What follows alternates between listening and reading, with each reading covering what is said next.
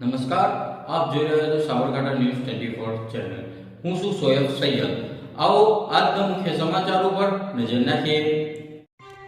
જમ્મુ કાશ્મીર પહેલગામના આતંકી હુમલાના વિરોધમાં વિજાપુર એપીએમસી માર્કેટયાર્ડ સહિતના બજારોએ સ્વયંભૂ બંધ પાડ્યું। જમ્મુ કાશ્મીર પહેલગામમાં ફરવા ગયેલા નિર્દોષ યાત્રિકો ઉપર થયેલા આતંકવાદી હુમલાના વિરોધમાં વિજાપુર એપીએમસી માર્કેટયાર્ડ સહિતના બજારના તમામ વર્ગના વેપારી એસોસિએશન દ્વારા સ્વયંભૂ ધંધા રોજગાર બંધ રાખી 27 નિર્દોષ મૃતકોને શ્રદ્ધાંજલિ આપી હતી।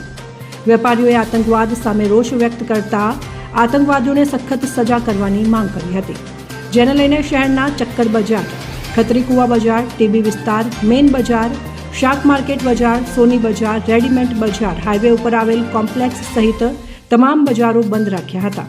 હુમલાખોરોને સખત સજા કરવાની માંગ કરી હતી। વેપારીઓએ જણાવ્યું હતું કે જમ્મુ કાશ્મીર પહેલગામનો હુમલો એ દેશની આત્મા ઉપર હુમલો ગણાવ્યો હતો। આવી આતંકી ક્રૂર ઘટના દેશના દરેક લોકોના હૃદય ઉપર ઠેસ પહોંચી છે। આવા હુમલા ન થાય તે માટે આતંકવાદીઓના તમામ કેમ્પો ઉડાડી દેવાની, આતંકવાદનો ખાત્મો બોલાવી દેવાની માંગ સાથે બનાવને સખત શબ્દોમાં વેપારીઓએ વખોડી કાઢ્યો હતો। રિપોર્ટર મુજક્કીર બુખારી, વિજાપુર।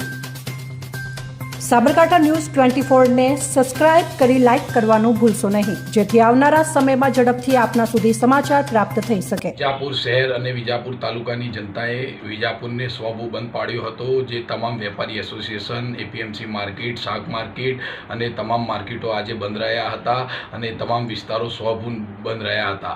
જે પહેલગામમાં હુમલો થયો છે, જેમાં આપણા ભારતીય નાગરિકોની આતંકવાદીઓ દ્વારા હત્યા કરી દેવામાં આવી છે, જેના કારણે વિજાપુર તાલુકા અને વિજાપુર શહેર સંપૂર્ણ આજે બંધ રહ્યા હતા।